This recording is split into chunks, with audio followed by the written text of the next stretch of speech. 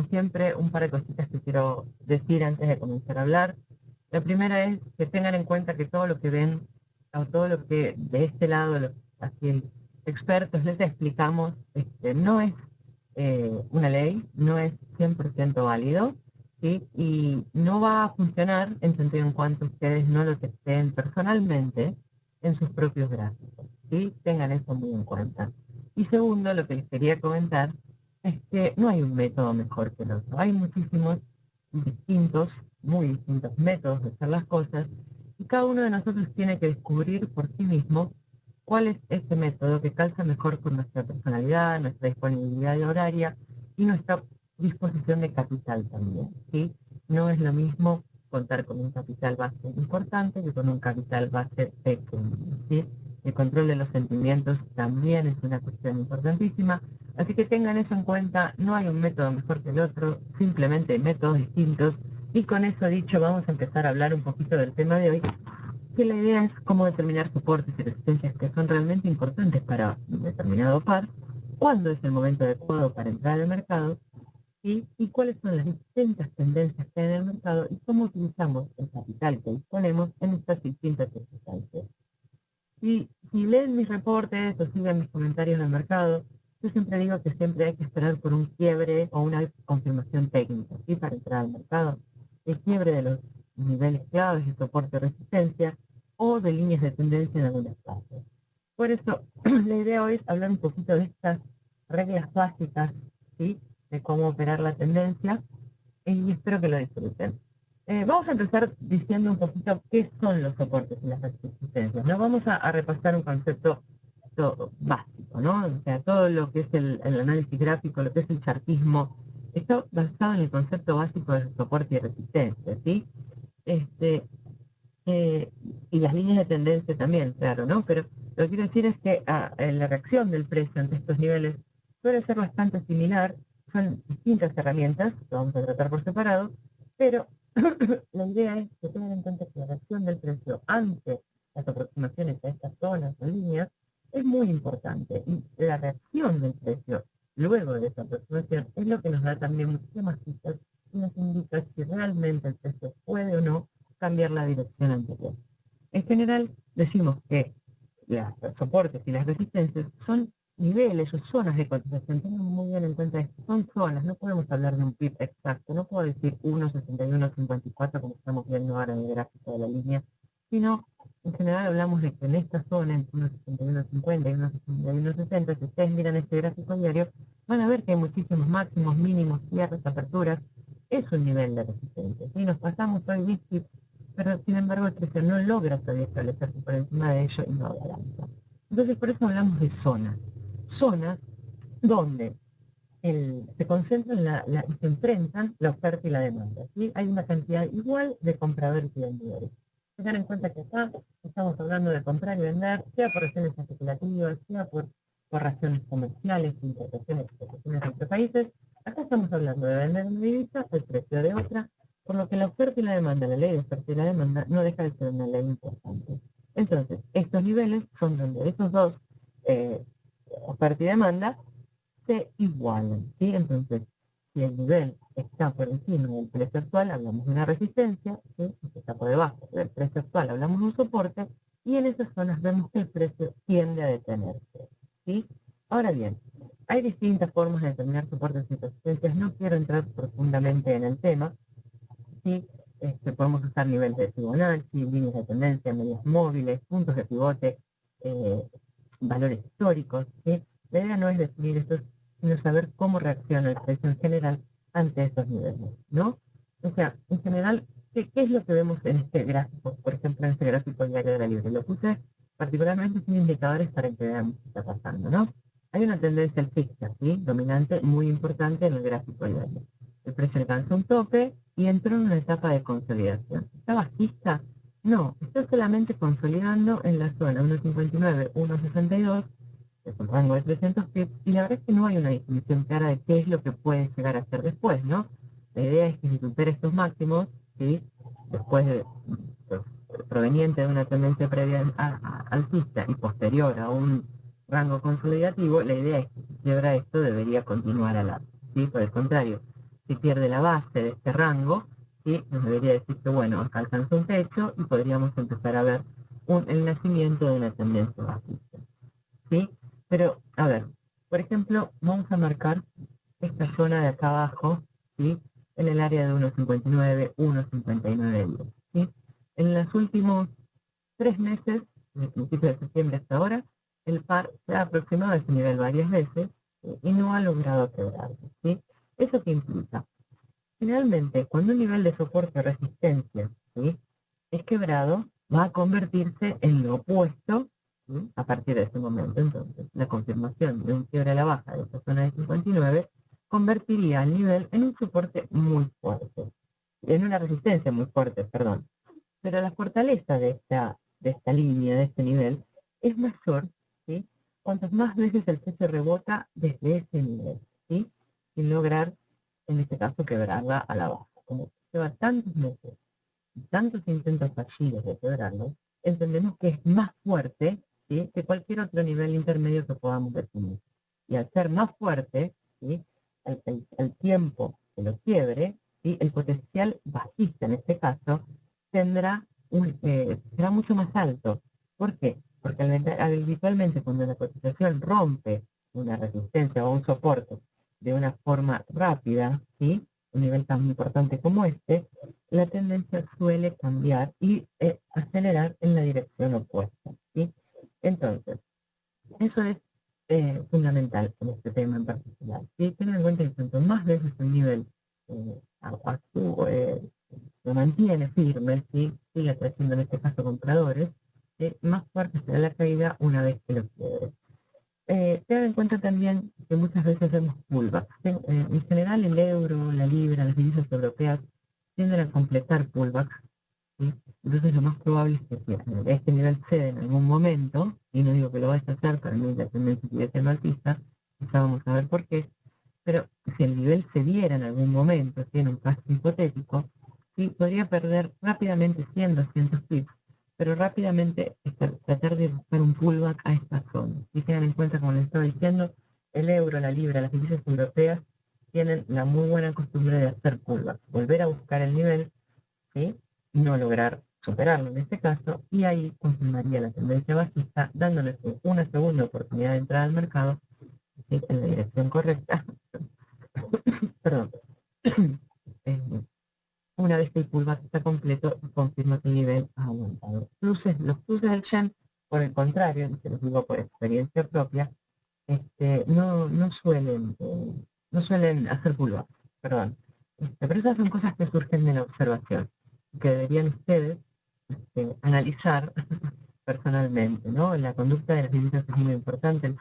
Los cruces del Shen cuando entran en tendencia y van derecho, no vuelven, no miran para atrás y, y no hacen pullback. De todas maneras, y pasando un poco al tema de las tendencias, ¿sí? Todos sabemos que es mejor seguir a la tendencia, ¿no? O sea, operar a favor de la tendencia dominante. Sin embargo, hay muy distintas formas de operar y muy distintas formas de determinar cuál es efectivamente la tendencia dominante. Como ya dijimos, en el caso de la libra la tendencia es alcista, ¿sí? Y elegí la libra particularmente porque hay otro factor, más allá del técnico, apoyando esta circunstancia. Y es el hecho de que el Reino Unido está, desde el punto de vista fundamental, dando signos de recuperación continua, ¿no? O sea, las lecturas macroeconómicas son positivas mes tras mes, ya desde un punto antes de septiembre, vemos un crecimiento. Hace poquito el Banco de Inglaterra dijo que calcula alcanzar el objetivo del 7% de desempleo a principios de 2004, cuando el mes anterior habían dicho que no lo iban a alcanzar hasta el 2016. Todas esas cosas hacen que fundamentalmente el par esté alcista, ¿no? Entonces, hay dos circunstancias, técnicamente y fundamentalmente. Entonces, técnicamente no estamos viendo mucha fuerza en estos momentos en particular, pero fundamentalmente sí están. ¿Qué pasa? ¿Cómo balanceamos estas dos cosas? En general, yo digo que cuando tengo una tendencia marcada y clara, ¿no? Desde el punto de vista técnico, ignorando el tema fundamental, la tengo que seguir, ¿sí? Tengo que seguir esa tendencia técnica. Ahora, en los casos en que la tendencia técnica está apoyada también por lo fundamental, como es en este caso en particular. Lo que tiendo a hacer yo es a arriesgar un poco más de capital. Quiero decir, si opero normalmente el 2% de mi capital en una operación intradiaria cualquiera, en el caso de la libra, cuando decida tomar una operación alcista, en general arriesgo un poco más. ¿Sí? Arriesgo el 3, el 4, el 5, dependiendo del día, las circunstancias del precio. Pero cuando las tendencias fundamental y técnica convergen, es el momento de levantar un poquito, no arriesgar la cuenta y perderla y apostarla toda en una sola operación. Sí, es el momento en el que puedo decidir tomar un riesgo un poco mayor. ¿Por qué? Sí, porque tengo mucho soporte, ¿sí? Mucho soporte, tanto técnico como fundamental. Los dos factores se están convirtiendo. Cuando lo técnico se opone a lo fundamental, como ya les dije, utilizo un apalancamiento normal de un 2, un 3%, y no me paso de ahí. De todas maneras, y en todos los casos, ¿sí? Y yo creo que técnica y fundamentalmente el par está alcista, no voy a operar nunca a la venta. ¿Sí? Hay señales de venta intradía, hay muchísimas. Lo opero, no. Espero que alcance un piso o un soporte y busco ahí volver a comprar. Si miramos este gráfico un poquito más chiquito, perdonen, no tanto, ¿sí? Se van a dar cuenta que en general los movimientos a la baja no son tan rápidos como los movimientos a la alza. Las recuperaciones son mucho más importantes. Después llega el techo, consolida, comienza a caer, y enseguida encontramos a la base y la recuperación. ¿Sí? Entonces, la idea es buscar entrar, para mí, ¿no? Cerca de estos niveles claves. En este caso, bueno, es un rango muy amplio el que puse, pero es más que nada a nivel explicativo, ¿no? Buscar la entrada cerca de estos puntos y trabajar con estos por debajo de los mismos. ¿Sí? ¿Entienden lo que quiero decir? En el caso del euro, por ejemplo, la situación es igual que la del Reino Unido, para nada. En Europa las cosas no están tan bien. Si están mejor o si están peor que en Estados Unidos, no es el caso. El caso es que el mercado no está creciendo en Europa, se está recuperando. Y lo cierto es que la última decisión del Banco Central de Europa de cortar las tasas, los rumores hoy de que hablan de tasas negativas, ¿no? Para los depósitos y demás, hacen que el euro no pueda realmente establecer una tendencia firme y clara. ¿Sí? ¿Está alcista? Sí, la tendencia dominante es levemente alcista en el euro, pero no está del todo clara. De todas maneras, este, como les decía, no es que no se pueda operar en contra de la tendencia, solamente tengan en cuenta que las operaciones en contra de la tendencia dominante en general, para aquellos que operan intradía y buscan señales, ¿no? Cortitas en gráfico de hora o en gráfico de 4 horas. Lo que suelo hacer yo es, por ejemplo, ¿no? Digamos que en promedio, vamos a hablar de números hipotéticos, ¿no? Estamos esperando el gráfico de 4 horas, tengo una señal alcista técnica, y voy a buscar entre 50 y 60 pips fácil, ¿sí? En un gráfico de 4 horas. Voy a buscar eso como un objetivo, voy a buscar alguna resistencia por encima del precio actual, a donde sé que el precio probablemente se encuentre con un poco de oferta, entonces ese va a ser mi objetivo de precio. Hasta ahí voy a buscar llevar mi operación. ¿Sí? Ahora bien, ¿qué pasa si tengo una señal de venta en el gráfico de una hora? Y es una linda señal, y es fuerte, y es clara, y mis indicadores me dicen, sí, está todo bien, y el mercado está yendo a mi favor. ¿Qué es lo que suelo hacer? Si mi objetivo es 50 o 60 pips a la compra, en el caso de tomar una operación de corto plazo en sentido contrario al de la tendencia dominante, suelo bajar mi objetivo, ¿sí? Suelo pedirle a la operación menos pips. En general, alrededor de la mitad, digamos que entre 20 y 25 pips. Con eso podemos asegurarnos, de alguna manera, ¿sí? Salir con beneficios del mercado, ¿sí? Y salir antes de que el precio retome a su tendencia dominante. Yo, basado en los años de práctica y de estudio, ¿sí? Cuando uno hace backtesting, ¿sí? Promedia la cantidad final, yo promediaba la cantidad de pips que una operación me podía dar, ¿no? Y ahí me di cuenta que promediar números en una planilla de Excel con 1000 entradas, ¿sí? No tiene mucho sentido. En realidad, vale muchísimo más ver la realidad en el día a día para aprender. ¿Qué te requiere paciencia y tiempo? Y quizás no todos tienen ni el tiempo ni la paciencia para hacerlo. Pero lo cierto es que en general, con las operaciones que están a favor de la tendencia, podemos exigir un poco más de ganancia, y con las que están en contra, podemos bajar un poco nuestras expectativas para obtener beneficios de todas maneras. Para mí eso es importante. No me importa si gano uno o si gano 100. Lo que me importa es ganarlo, ¿sí? Ser ser perseverante en la ganancia. Eso no quiere decir que en el medio no haya pérdidas. Por supuesto que hay pérdidas y para eso existen los stops de pérdidas, ¿sí? Por eso uno tiene que determinar dónde va a poner su stop y cuánto puede arriesgar en una operación. Si voy a buscar una operación, ganar unos 50 pips, como les decía hace un ratito, no puedo en esa misma operación poner un stop de 300, ¿sí? Tienen que tener una cierta relación. Se habla mucho de las proporciones de 1 a 1, 1 a 2, 1 a 3. Lo cierto es que para mí, en general, el stop tiene que tener la misma medida o cantidad de pips que tiene el límite. ¿Sí? Si yo estoy buscando 30 pips, no puedo arriesgar más de 30. ¿Sí? No puedo arriesgar 500 para ganar 10. Eso es un despropósito. ¿Sí? Más allá del mercado, más allá de cualquier cosa, es un despropósito en el nivel lógico. ¿Sí? No puedo pretender esperar que un precio retroceda 500 pips solamente porque en un primer momento quería ganar 10. Ese es uno de los errores más comunes que en general cometemos los operadores. No se va a volver, se va a volver, se va a volver. O entrar al mercado sin planear el stop. Cuando uno entra al mercado, cuando uno toma una decisión de compra o venta en el mercado de divisas, la operación tiene que tener per se definido su stop y su límite. Si no defino los 3 puntos de la operación, no es una operación completa. Yo no miro el mercado y digo, bueno, de acá la libra va a seguir subiendo, va a llegar a 72.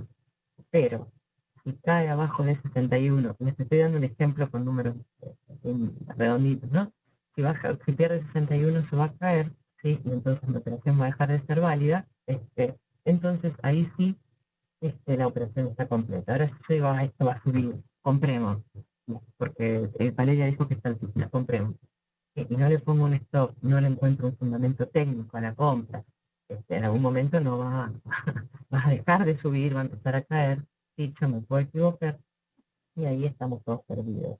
Ernesto me dice, ¿es posible a modo educativo prestar soportes o resistencias? Sí. En general, yo les voy a decir lo que suelo hacer, la metodología que suelo utilizar, ¿no? Entre otras cosas, en el gráfico diario no suelo marcar muchísimos niveles de soporte y resistencia, pero hay casos como este de la libra en que el 1.5910 está siendo altamente relevante. Entonces, sí lo tengo marcado, particularmente cuando el precio está cerca. En la zona de 1.6260 tenemos un doble techo también de septiembre y octubre, ¿no? Máximo de septiembre, máximo de octubre. Sin dudas es un nivel relevante de resistencia, ¿sí? Entonces, yo realmente hoy en día estoy esperando que el precio continúe subiendo y mi objetivo de precio es ese, no más. No sé si va a llegar a 63, a 68. Para mí, por ahora, este es el máximo que puede llegar la libra, ¿sí? 62.50. Si lo rompe, en su momento decidiré cuál será el siguiente objetivo al que puede llevar en base al análisis de soporte de resistencia. Pero en general, en el gráfico diario, cuando pasan estas cosas, que tenemos un precio 3 meses de ida y vuelta en un rango tan marcadito, ¿sí? Esos niveles no marco. Pero en general lo que suelo hacer es marcarlos en el gráfico de 4 horas. ¿Sí? No sé si, a ver, si me disculpan, yo sé que con indicadores el gráfico está un poquito más sucio, sí, pero se suele ver mejor, ¿no? A ver, sí, ahí podemos ver más chiquitos y ver el histórico, porque como el otro gráfico no tiene indicadores, permítanme, ven que este gráfico no tiene indicadores, el audio está un poco turbio, ay, no sabría qué hacer para mejorarlo. A ver, me acerco un poco más al micrófono y trato de hablar más pausado y un poquito más fuerte, ¿ok? ¿Ok? A ver si así funciona un poco mejor. Vuelvo a mi otro gráfico de 4. En general, para trazar niveles de soporte y resistencia, comienzo, buen día Ángel, comienzo analizando el precio actual, ¿no? Supongamos que el día ahora comienza y mi precio actual es 1.6166. Mi idea, como operador intradiario, ¿sí? En el gráfico de 4 horas, ahora Ángel, déjame terminar de explicar esto. Como el euro se opera en 1.6160, asumamos que es el principio del día, ¿no? A esta hora saben que en general baja bastante el volumen. Lo que suelo hacer es mirar en el gráfico de 4 horas y tratar de determinar, ¿sí? Zonas de congestión, zonas donde el precio se haya detenido muchas veces, ¿sí? En este mismo gráfico de 4 horas donde tenga máximos, mínimos, ¿sí? Importantes, por encima y por debajo del precio actual. En este caso, fíjense acá que tenemos un máximo, máximo, máximo, máximo, un mínimo, otro mínimo, 3 mínimos, un máximo en el medio. En general, esos niveles, sí, sí, y en general, acabo de correrlo. Lo que suelo hacer es revisar no solo la pantalla que estoy mirando, sino retroceder en el tiempo, que hace mucho que la libra no estaba por acá, pero retroceder en el tiempo y mirar cómo se comportó el precio, ¿sí? En tiempos anteriores en este nivel. Fíjense, pum, resistencia, resistencia, soporte, resistencia, resistencia, soporte. O sea, ¿es válido este nivel? Sí, es muy válido. Sí, lo acabo de marcar. Ahora y fíjense que cuántas veces el precio se detuvo en esta zona. ¿Sí? Comienzo mirando, perdonen que mueva tanto el gráfico y los mareé, pero comienzo marcando donde veo más una congestión de máximos y mínimos importantes recientes y retrocedo hacia atrás, ¿sí? Para confirmar si efectivamente mi visión es correcta, ¿sí? La idea es ahora seguir hacia arriba y buscar el siguiente, ¿sí? Buscar el siguiente para mi operatorio intermedio. Ahora ahí tenemos los máximos, otra vez unos máximos que apenas se pasan, otro mínimo, y tenemos una zona bastante fuerte también en 62.05, ¿sí? Entonces, ahí ya tengo determinadas al menos dos resistencias. Si paso 62.05, el siguiente nivel de relevancia es el que vimos en el gráfico diario, que es la zona de 62.50, ¿sí? Bueno, ¿no? Y con este mismo ejercicio hago lo mismo a la baja. Como a mí me gusta operar intradía, ¿sí? Esos niveles de soporte de resistencia, ¿sí? Tienen que estar en un promedio entre 30 y 50 pips, no más lejos el uno del otro. ¿Sí? Esos son los niveles que yo considero importantes. También los niveles Fibonacci en el gráfico diario los uso muchísimo, sí, me parecen muy relevantes, pero en general lo que hago es esto, bueno, a ver acá, ¿qué tenemos? Este máximo de hoy es un punto relevante. Miro para atrás, hay máximos y mínimos en esa zona, son importantes, sí. Miro mucho más para atrás, sí, ese es un nivel válido, 31.80.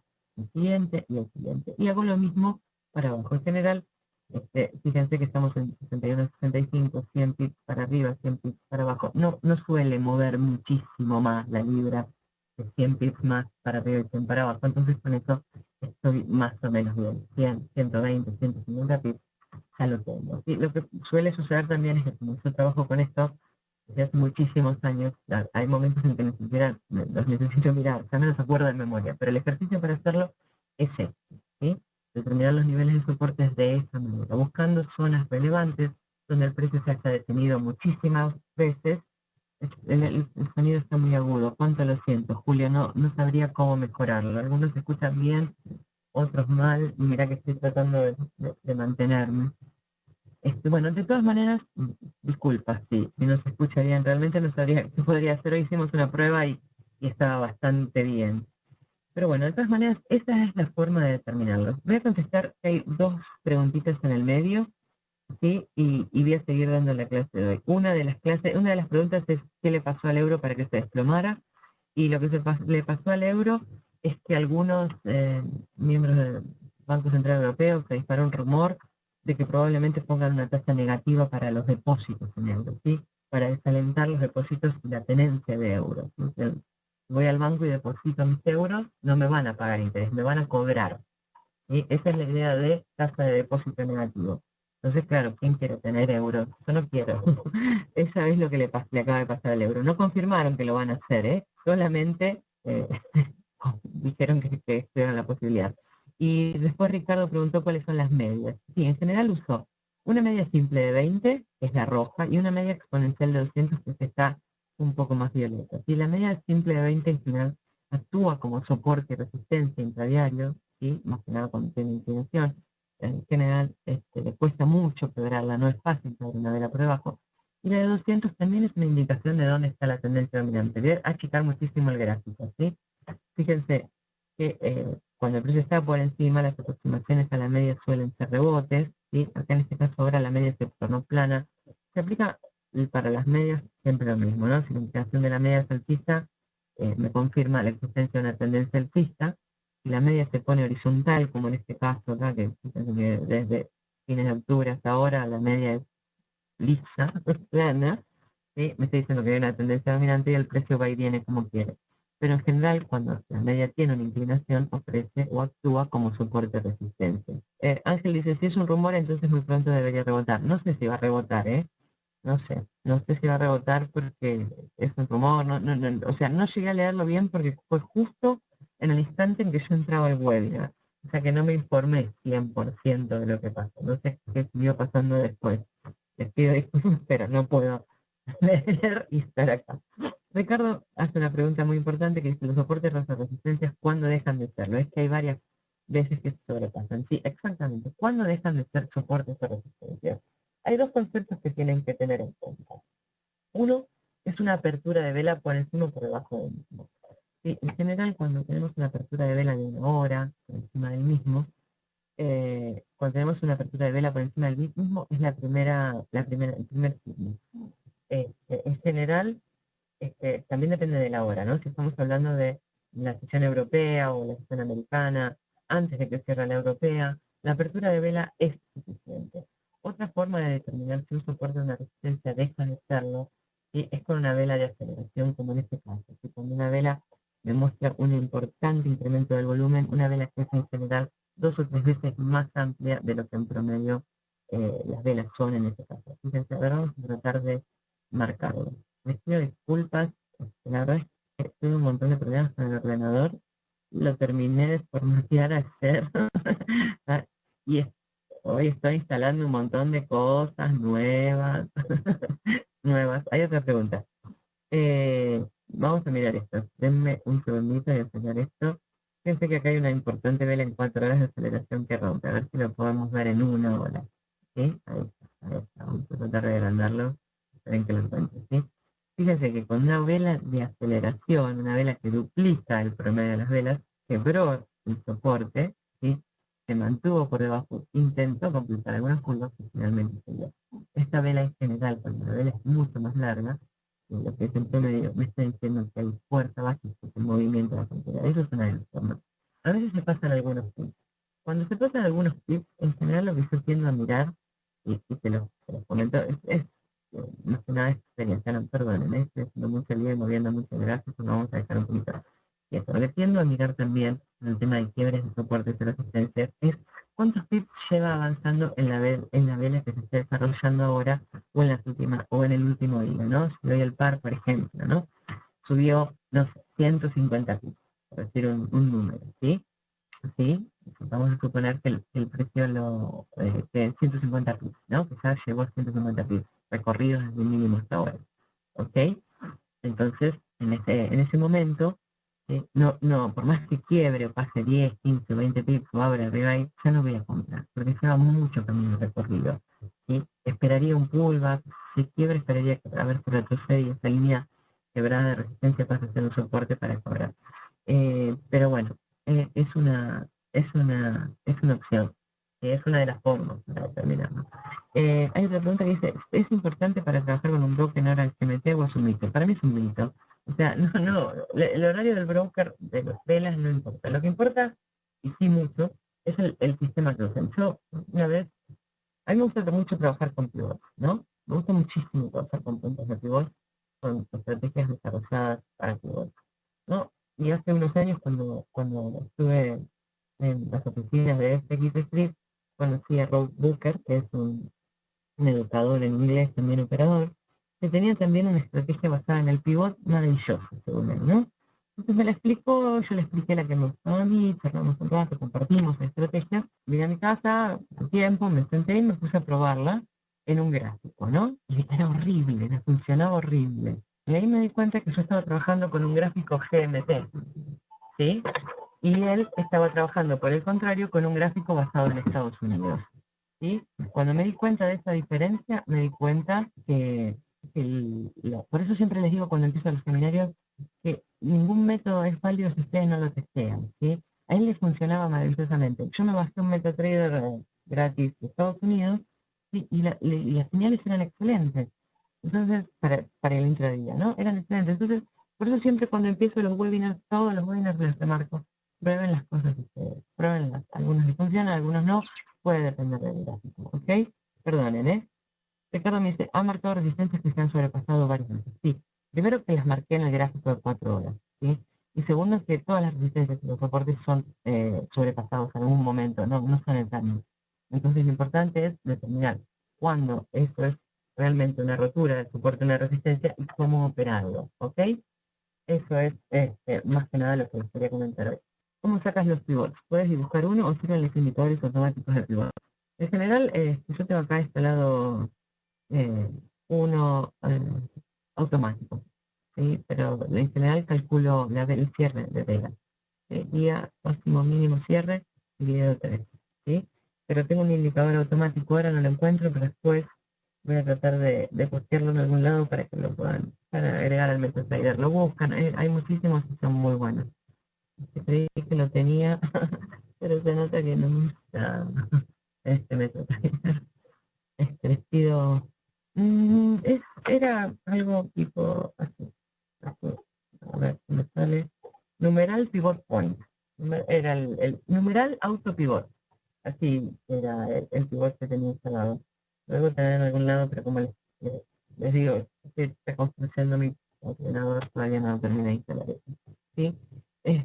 Bueno, de todas maneras, volviendo, sí, el signo de numeral, ¿eh? ¿Saben cuál es el signo de numeral, no?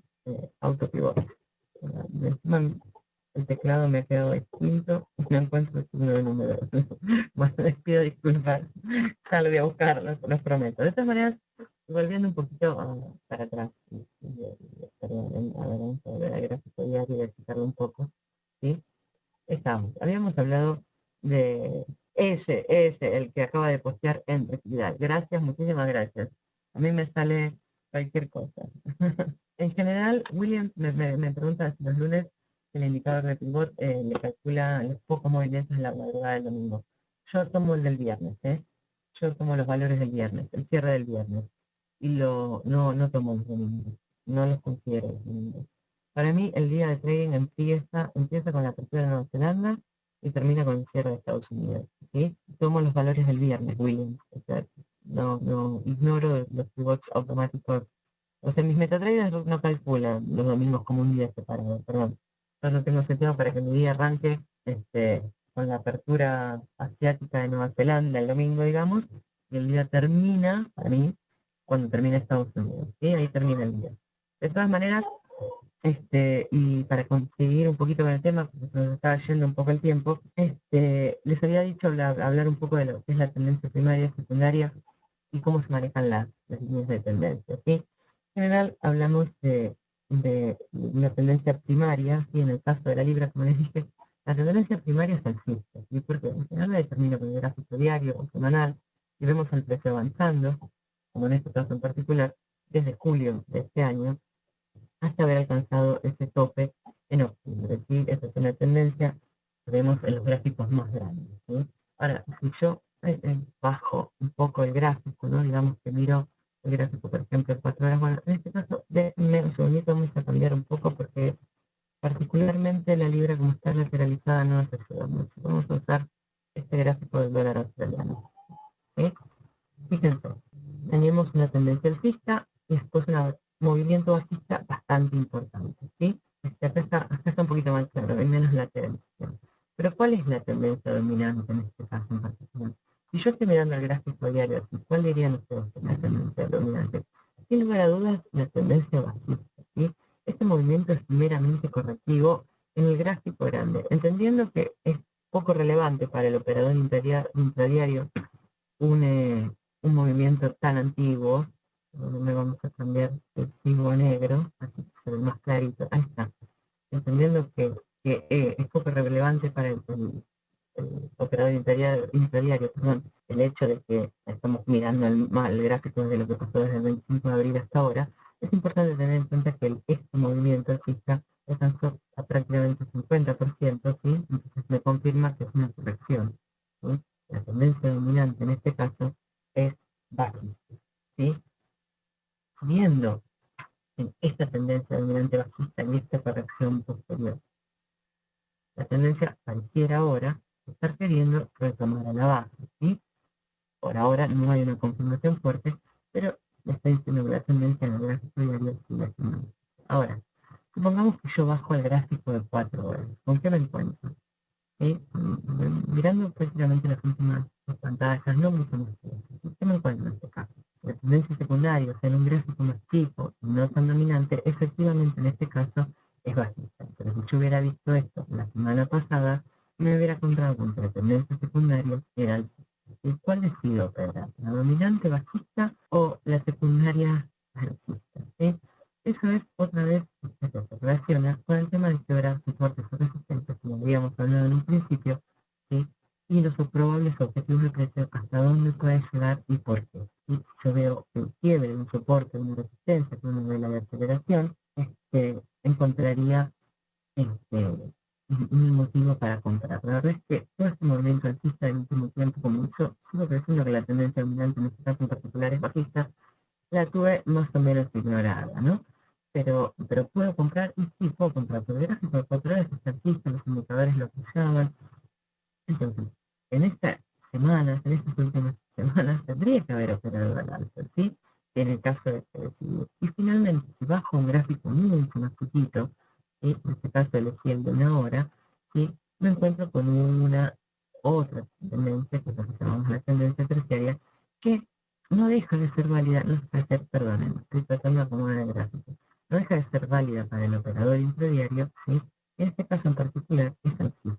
¿Sí? Entonces yo tengo que buscar operar al alza, ¿sí? Si estoy trabajando en onda, pero no puedo ignorar la tendencia dominante, porque tengan en cuenta la primaria, perdón, lo que quiero decir es que tengan en cuenta que sorpresivamente siempre podemos volver a esa tendencia primaria dominante. Entonces lo que yo tengo que tratar de buscar cuando empiezo a bajar de gráficos, a mirar gráficos chiquitos, es encontrar operaciones que apoyen esta tendencia de primaria dominante, ¿sí?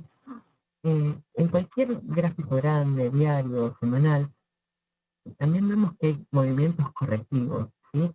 Que, en general vemos que se basan en pequeñas líneas de tendencia o en rangos más estrechos de precios en general. Pero cuando bajamos a gráficos como el de una hora, ¿sí?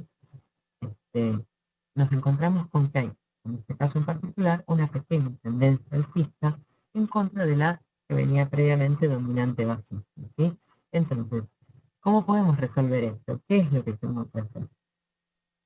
Entonces, la idea es usar una regla básica, ¿sí? Primero determinamos cuál es la tendencia primaria, ¿sí? En el gráfico un poquito más grande que el que estamos utilizando para operar ahora. Yo en general, como les digo, trabajo con 4 horas y media. Entonces yo determino mi tendencia primaria en el gráfico de 4 horas, ¿sí? Alcista o bajista la determino ahí. Y una vez, esa es mi regla de operación, ¿sí? Lo determino en el gráfico de 4 horas. Una vez que la determiné ahí, bajo, ¿sí? A mi gráfico intradiario, a mi gráfico lunar, que es el que trata de operar, y intento buscar o entrar en aquellas operaciones que favorezcan la tendencia en el gráfico más grande, ¿sí? Y en el caso de ser operadores diarios, bueno, el tema es mucho más distinto porque tendríamos que usar gráficos diarios y semanales, ¿sí? Para analizar las compras o las ventas, ¿sí? Entonces, estamos trabajando con un rango de pips. Piensen que en una semana un par puede mover fácilmente 300 o 400 pips, ¿sí? Si estamos esperando o planeando de aquí a varias semanas, tenemos que buscar stops acordes a eso, ¿verdad? Entonces estamos hablando de esperar 4 semanas con stops de 700 pips para ganar otros tantos 700 pips. 4 semanas son un mes. Un mes tiene, digamos, 20 días hábiles. Entonces, si dividimos esos 700 pips en estos 20 días hábiles, ¿cuántos pips este, puedo sacar por día? 35 intradiarios, son 35 pips por día. El resultado final quizás sea el mismo que el de un operador intradiario, ¿sí? Solamente depende de nuestro estilo y de nuestra personalidad, como les decía. Ángel Benigno dice, parecería que la UD una corrección ABC que está haciendo luego de una A de 5 ondas. Una B, la verdad, les voy a contar una historia cortita porque se nos está acabando el tiempo. Yo conocí el Forex a través de un estafador que decía que era un genio en ondas de Elliot, ¿sí? Me estafó a mí y a varios amigos, y no fue el único, ¿sí? Les estoy hablando hace más de 12 años. Así llegué al Forex, estafada.